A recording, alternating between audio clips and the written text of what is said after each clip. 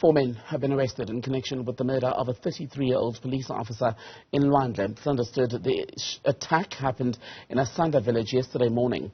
The suspects are aged between 21 and 37. The constable was stabbed and shot several times and succumbed to his injuries at the scene. The officer's service pistol and cell phone was stolen during the attack. The 4 suspects are now due to appear in the Strand Magistrates Court on Wednesday. Let's talk more about this story now with Lesiba Thobakgale, who's the South African Police Union spokesperson. Lesiba, a very good evening to you. Thank you for your time. Are you hearing anything more about the circumstances of this murder of this police officer? Thank you, Thobakgale, for having us tonight, and to the viewers back at home. We are indeed saddened at the South African Policing Union with the continuous murder of police officers. It is clear that criminals are out there to kill the police. As you mentioned, the one that occurred in the Western Cape, in Cape Town, in an area at Lwandle. And further to that, we had another one where a police officer who was working at Lingelethu Police Station in Gauteng was also brutally shot, and he was thrown into the river. And the motive thereof, it is clear that those suspects who really were after him, they were just after murdering a police officer, because they did not even take his service pistol and even other issues or any other items around. So we are saying we are indeed outraged by the murders that we continue to see our police officers suffering. And Right. we are saying that it is time that our government, through the president, he has to declare police killings as treason, for it is crime against the state. Who is going to protect our communities, Thobakgale, if criminals continue to kill police officers like that? And we can see the modus operandi, that it is clear that criminals are now even targeting police officers when they are off duty. And it is clear that they know that those are police officers. It is not, we don't believe that it is just a coincidence that it just happened like that, where 2 police officers were murdered like that in one day in Cape Town and also in Gauteng. So we are saying that to our communities, Thobakgale, that our communities need to protect our protectors. Okay. Because without police officers, who's going to protect us, Thobakgale? And Lesiba, you say you don't believe that these were random acts of crime. I wonder how you make the distinction, especially when officers are killed off duty, because we do live in a country where sadly the reality is any one of us could be shot and killed on the drive home or the walk to the local spaza in some communities.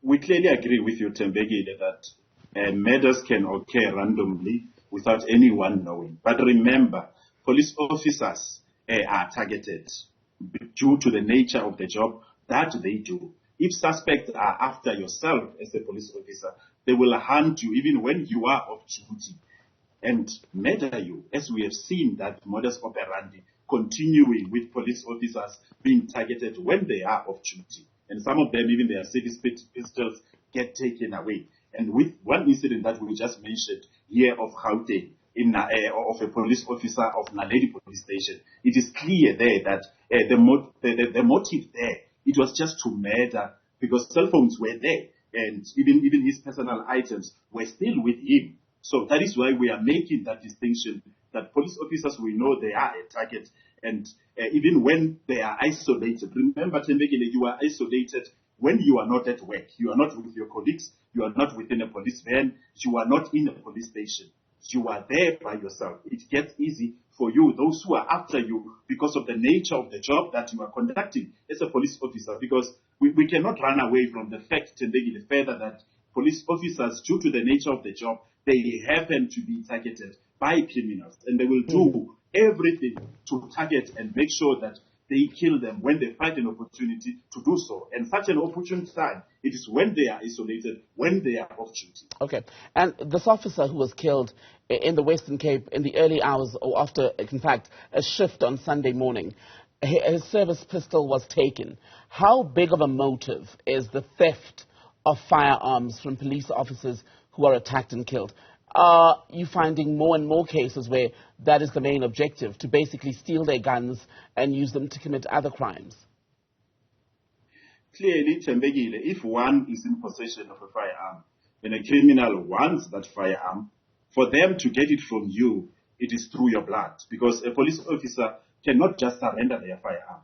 For them, criminals, to obtain that firearm, they will have to really have that fight with the police officer, because one is trained in a manner whereby you do not just give your firearm in like that. And these firearms that are taken from police officers, Thembekile, they continue to be utilized to kill more police officers, to go and terrorize even more community members through thefts, through robberies, through further murders and other crimes that those criminals can find an opportunity to commit. So those firearms they use, they take them from police officers in order for them to go and continue doing criminal activities using the very same firearms from police officers. You said earlier that you want communities to protect their protectors, as you were saying earlier. How? How do communities protect police officers against armed criminals, armed gangs in some instances? We are not saying communities should stand up themselves in arms when criminals are armed. Remember, criminals are violent. If they have the audacity to kill a police officer, then it will be easier for them to kill community members. That is our campaign as SAPU, which we call Protect Our Protectors. Firstly, our communities can protect our protectors by not keeping quiet, because those who are committing those crimes, Thembekile, they are within our communities. In most cases, it is not just strangers who are coming from nowhere. Communities, they know everything that is happening within our communities. They clearly have information. So when they have that information, they must give information of criminal activities. It doesn't have to wait for a police officer to be killed. It doesn't have to wait for anyone or any member of the community to be killed. But when criminals are known to be committing certain criminal activities, by them informing the police, even anonymously so, to go and say, you know what, this is the activities that we are reporting. It could assist for those criminals to be arrested even before they could commit even those crimes. But when it comes to police killings, they are also known in communities, because when one looks at the one that happened in Gauteng, there were bystanders, there were people who were watching.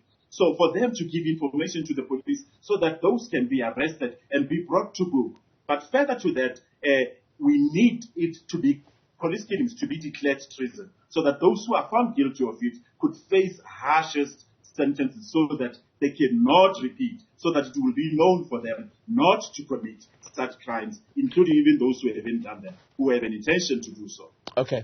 Lesiba Thobakgale, spokesperson for the SA Police Union, thank you for your time today.